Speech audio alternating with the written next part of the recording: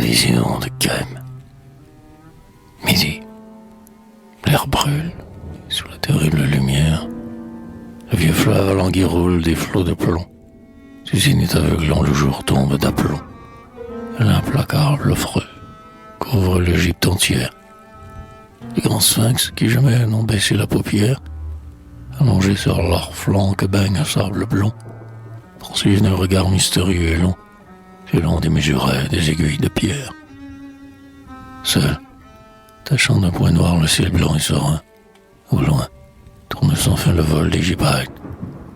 La flamme immense endort les hommes et les bêtes. Le sol ardent pétille, et la nubie serein.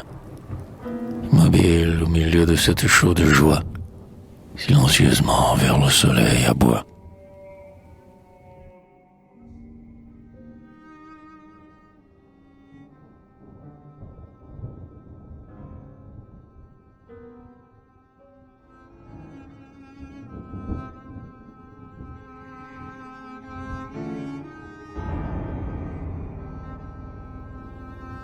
La lune sur le Nil, splendide et ronde, lui. Et voici que s'émeut la nécropole antique, où chaque roi, gardant la pose hiératique, gît sous la bandelette et le funèbre enduit. Et qu'au jour de Ramsès, innombrable et sans bruit, tout un peuple formant le cortège mystique, multitude de capsormes calmes granitiques, s'ordonnent et se déploient et marchent dans la nuit. Se détachant des murs brodés d'hiéroglyphes, ils suivent le baril que portent les pontifes, d'Amandre, les grands dieux conducteurs du soleil. Les sphinx, les béliers saints, les disques vermeils, éblouis, d'un seul coup se dressant sur leurs griffes, s'éveillent en sursaut de l'éternel sommeil.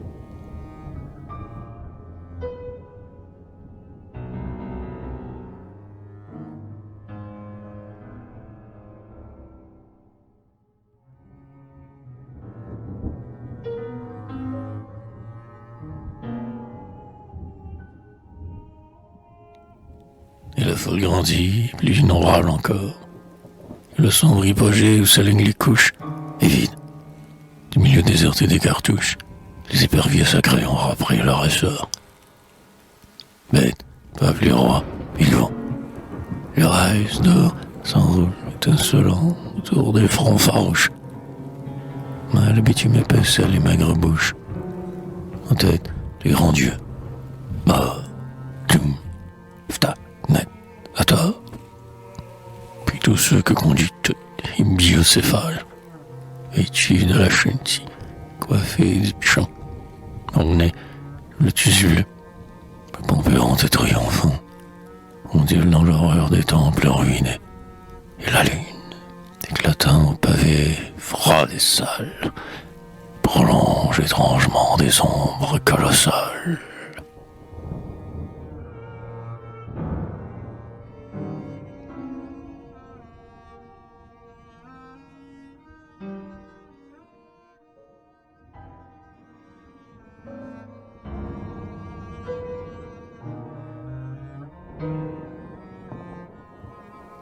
Le prisonnier. Là-bas, les muezzins cessaient leur clameur. Ciel vert, au couchant, de pourpre et d'or se franche. Le crocodile plonge et cherche un lit de fange. Et le grand fleuve endort ses dernières rumeurs. Assis, j'en en crois, comme il chie aux fumeurs, le chef rêvait, bercé par le hachiche étrange. Tandis qu'avec effort, faisant mouvoir la cange, deux nègres se courbaient, nus, au banc des rameurs. À l'arrière, joyeux l'insulte à la bouche, grattant l'aigre guzela qui irrite un air farouche, se penchait un Arnaud de l'œil féroce et vil. Car lié sur la barque et saignant sous l'entrave, un vieux chèque regardait d'un air stupide et grave les minarets pointus qui tremblaient dans le Nil.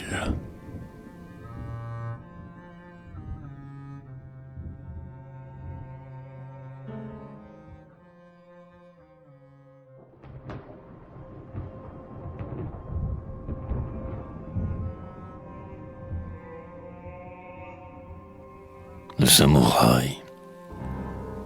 Les doigts distraits frôlant le sonore biva. À travers les bambous tressés en fine latte, elle a vu, par la plage éblouissante et plate, s'avancer le vainqueur que son amour rêva.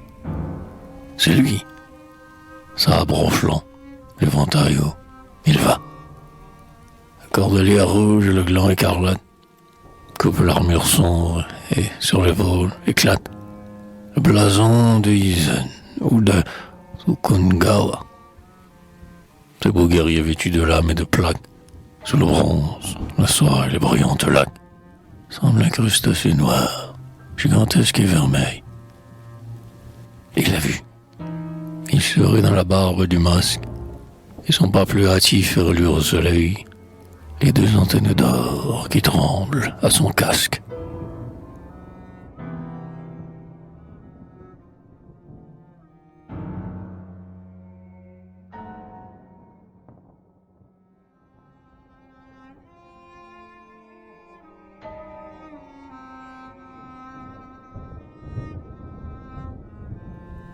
Sous le noir fouet de guerre, quadruple pompon, les talons belliqueux en unissant ce corps, il fait bruit, avec des cliquetis de sabre, des cuirasses de bronze aux lames du jupon.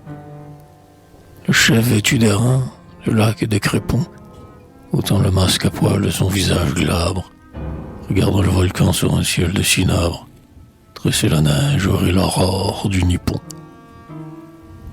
Mais il a vu, Perlès éclaboussé d'or, l'astre, glorieux d'éclairer ce matin d'un désastre, poindre, arbre éblouissant, au-dessus de la mer.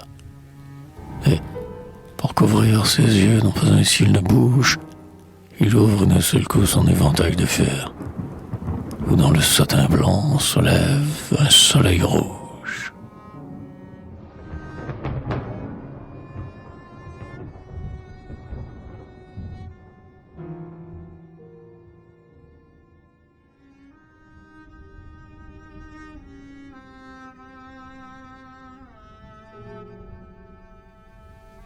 Fleur de feu, bien des siècles depuis les siècles du chaos, la flamme porte rangée des secrétaires, le panache signé du volcan solitaire flamba plus encore que le Chimbazos.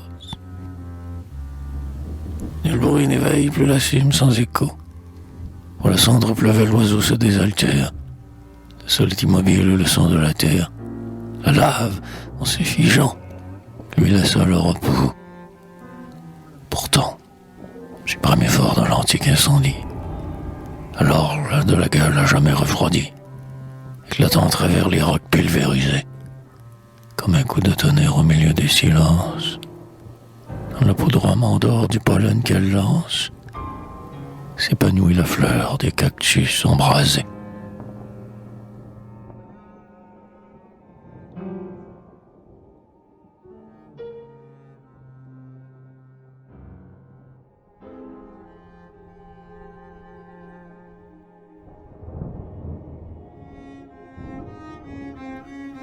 Fleurs séculaires, sur le roc calciné de la dernière rampe, où le flux volcanique autrefois s'est tari, la graine que le vent au Gualatieri sema, germe, s'accrocher, frêle plante, rampe.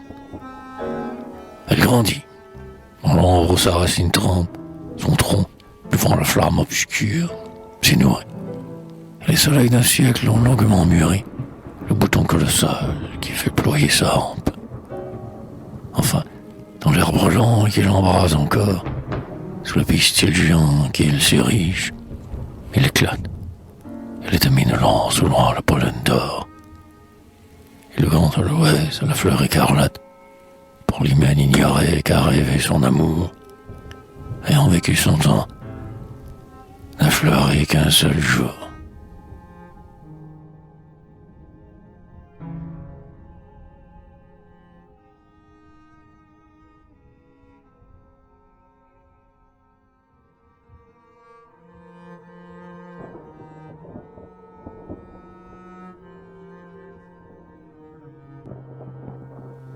Le récif de corail, Soleil sous la mer, mystérieuse aurore, éclaire la forêt des coraux aux abysses, qui mêle, aux profondeurs de ces tièdes bassins, la bête épanouie et la vivante flore.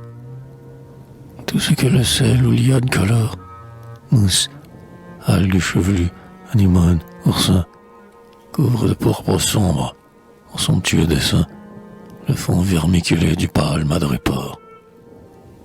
De sa splendide écaille éteignant les émaux, un grand poisson navigue à travers les rameaux. Dans l'ombre transparente, indolemment il rôde. Et, brusquement, d'un coup de sa nageoire en feu, il fait, par le cristal morne, immobile et bleu, courir un frisson d'or, de nacre et d'émeraude.